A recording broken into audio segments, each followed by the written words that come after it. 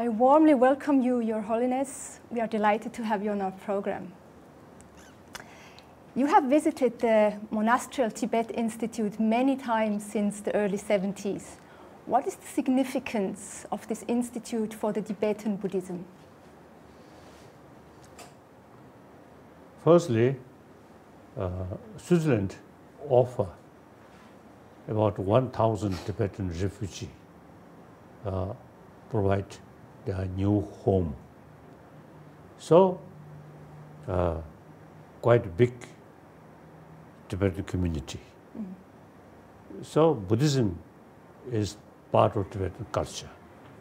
Usually, I make distinction: religion and cultural heritage related with religion. Now, West, Judeo-Christian culture, and Arab Muslim culture.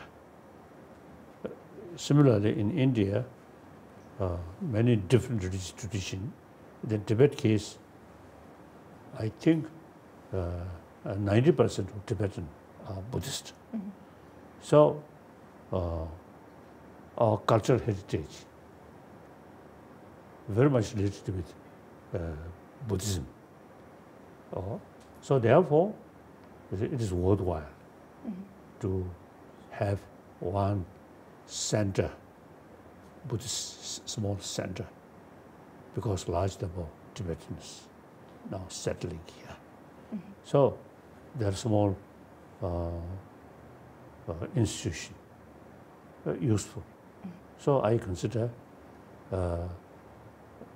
that center eventually should be learning center, not just prayer hall or ritual. That's part, but actually knowledge about human mind, about human emotion.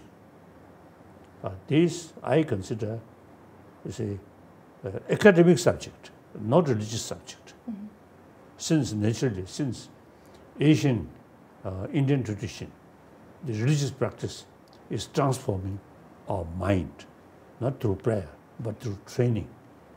So Buddhism is part of that. So in India, now, I think last several centuries, the study, I think very much neglected. But the tradition, serious study, at least a 20, 30 year study available. I mean, that tradition kept in Tibetan tradition. So in the institute, spiritual and scientific things are brought together. Oh yes, can do. Yes. Can do. You mentioned before that Switzerland was one of the first Western countries to host Tibetan refugees. Right. Why Switzerland? Why was Switzerland a place to go before other countries? That's not our choice, but Swiss Red Cross offer. So we're grateful. Do you remember what was your perception of Switzerland at the times back in the early 60s? Firstly, the hilly country. We Tibetan also you see hilly country. And then differences, our country, beautiful. As the clean, pure air, wonderful, but the facility very poor, no material development. And this country is a hilly country that modern technology, these also highly developed. But what did you know about Swiss society at that time? Were you aware of events in the 60s that went on here? When we were in Tibet, firstly, I think introduced Swiss is Swiss watch. Many Tibetan, you see, here, oh, this watch made in Swiss, and many Chinese also. So, since my childhood, of course, Germany and English, of course, no question. So then, Swiss also, you see, quite familiar. in our mind. So then, after we become refugee, and when we received offer from Red Cross, Swiss Red Cross, we very much excited and feel grateful. Yes. Okay. Let us talk about the foundation, the building of the Tibet Institute. The Kuhn brothers, Jacques and Henry Kuhn, had an important role. What was their interest to help building up such an institute? I think initially they simply used to help refugees. Then gradually they also developed, they also realized Tibetan unique cultural heritage and unique our language, unique script. So then more and more our friends realize Tibetan refugee case not only provides some facility for modern education, these things, not only that, preservation of their 1,000-year-old tradition. Then, you see, many of our friends realize, and then also because of our cultural heritage, honest, truthful. So, our late friend, supporter, Mr. Hara, Heinrich Harrer, yes. Heinrich Harrer. Once he told me, he want to tell Swiss company, you see, employ Tibetans are best employ. That's true, and many found a work here in Switzerland, that's right. I think the Tibetan, we are same human being, same human flesh, but little differences because of cultural heritage. Let us talk about this first generation of refugees. There were also 160 Tibetan children who were brought or sent to Switzerland in the early 60s. And they were placed in foster families here in Switzerland. Yes. And it seems you had an agreement with these foster families, and the plan was to give these children the Swiss education, train them professionally, and then to send them back to Tibet. Can you tell us about the circumstances that led to this plan? Firstly, in the early 60s, many Tibetans,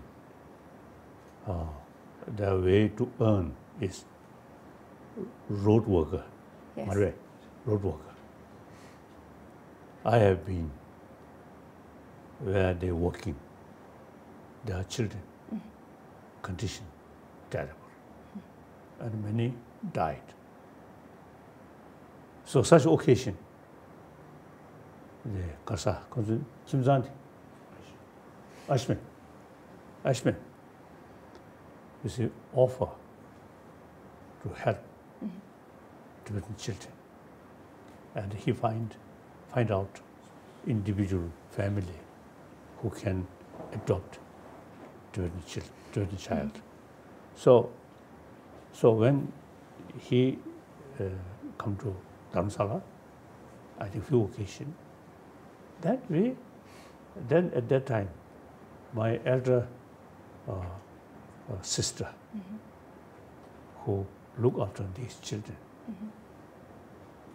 the condition in the road, the road workers, their condition very poor. And from our own way to set up children's village in Dharamsala. But number of children, thousands. So we cannot look after all these Tibetan children. Sure. Then some Swiss family offer to help them.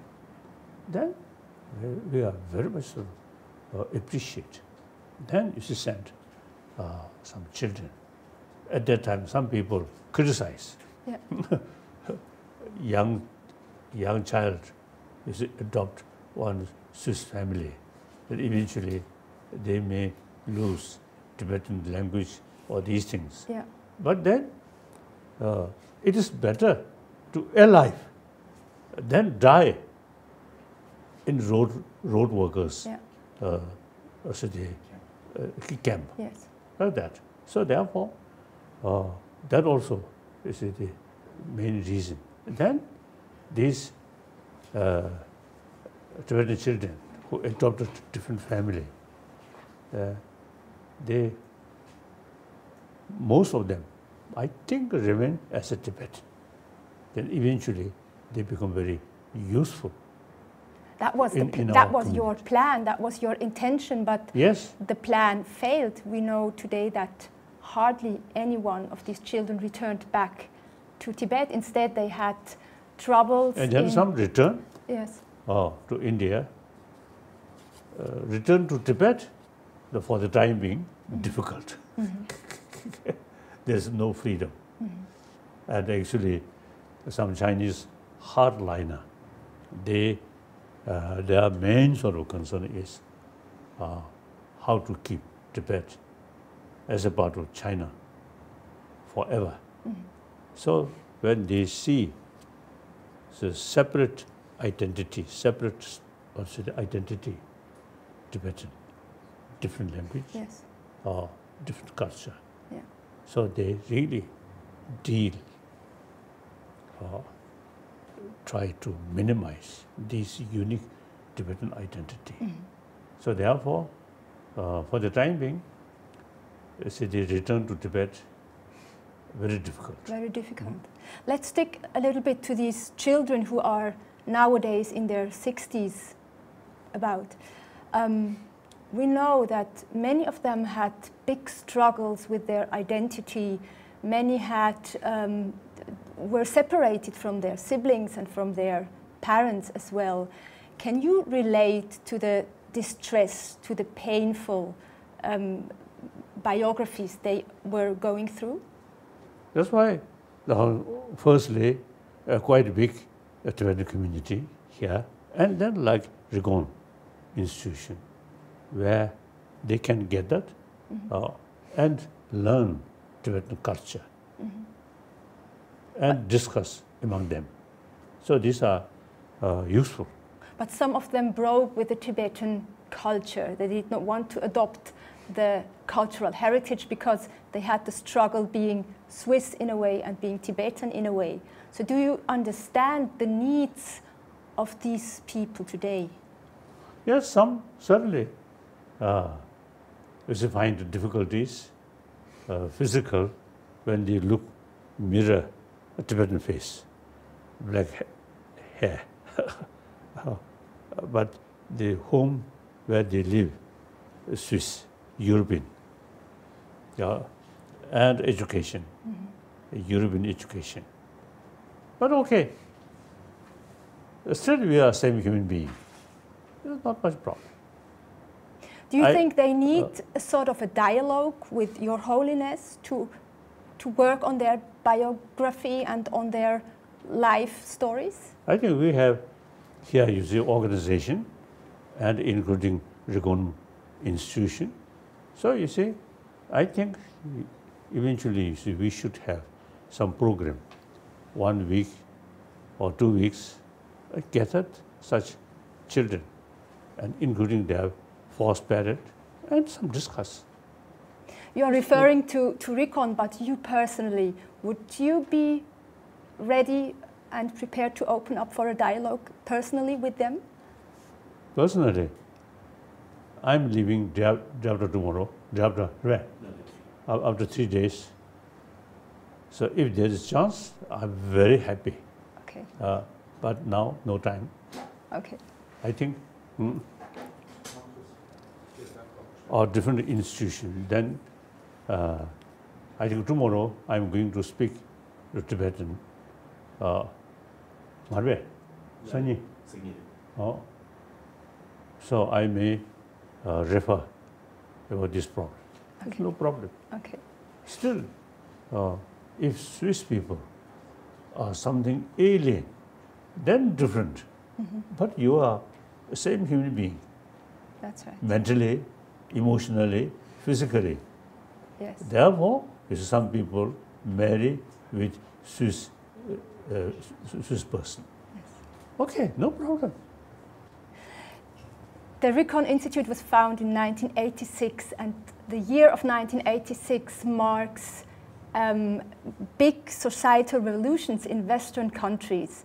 So authorities were challenged, religious leaders, parents, teachers were challenged, and the youth revolted. And at the same time, the Rikon Institute offered a program that was going into the other direction, like very traditional teachings and very traditional way of learnings.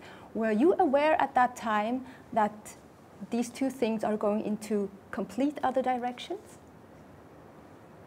No, that, if we look very closely, then different language, different color, different physical sort of shape, and different way of life, and different teaching. But if you look from wider perspective, we're all the same human being, no problem.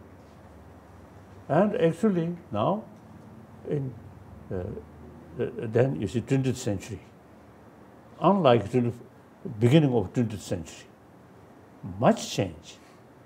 In Europe, the European Union developed. At the early part of 20th century, impossible to think European Union. So all these, the sense of oneness and to consider bigger community.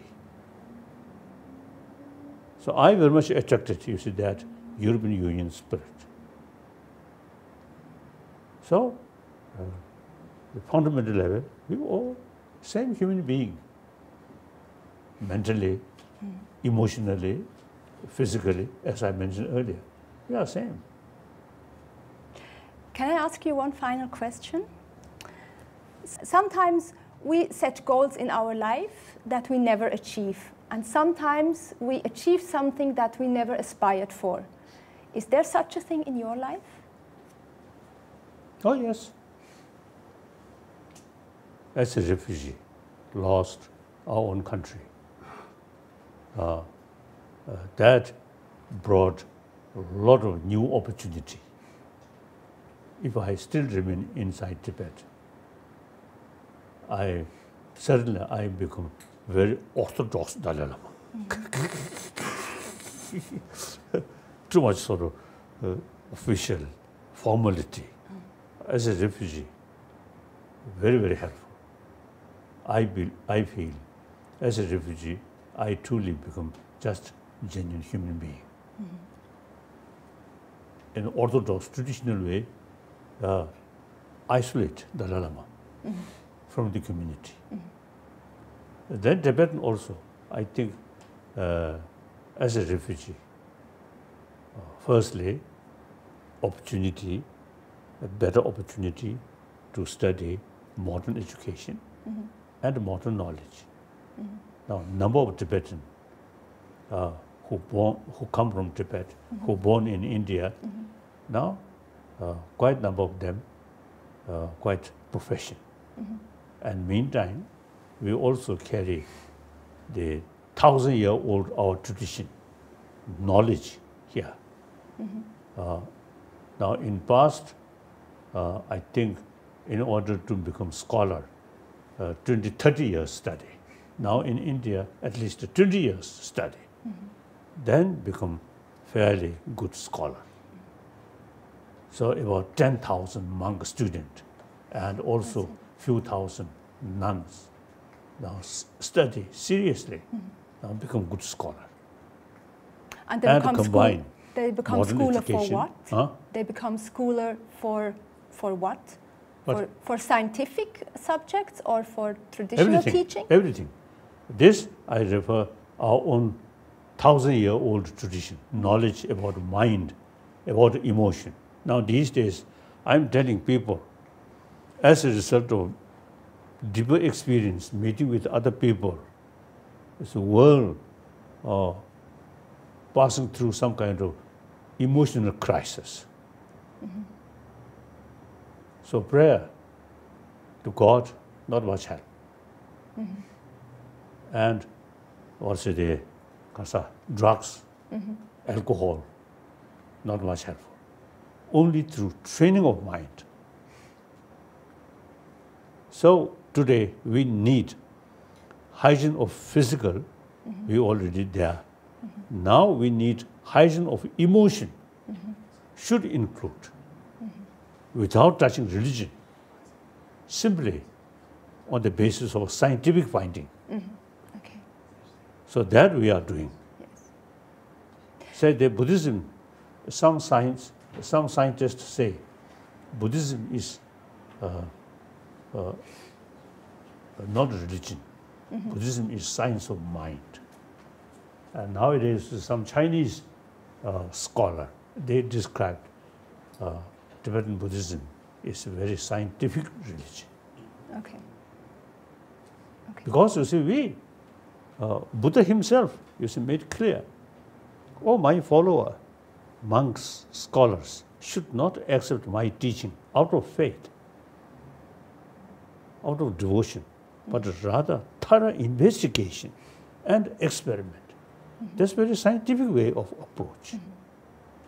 So some of the Nalendra, ancient Indian Buddhist master, even they reject some Buddha's own word. Buddha taught this, different purpose, and different group who have different mental disposition. So we cannot accept these things. I see. Now, I see. quantum physics, one Indian nuclear physicist, he once told me, quantum physics in the West, something new. In India, over 2,600 years already developed quantum physics. So you see, these knowledge, very useful, very useful. Indeed, very much so. Thank you. So I thank you very much for having you here and taking your time to talk to us. Thank you. Very much. I really, you see, wish some sort of discussion. Ancient, like I think Iran, Iraq, this area, astronomy, these things, you see, develop this area. So I really have desire some discussions. They are ancient sort of thinking or knowledge. Okay. That's right. Thank you. I thank you. Thank you very much. Thank you.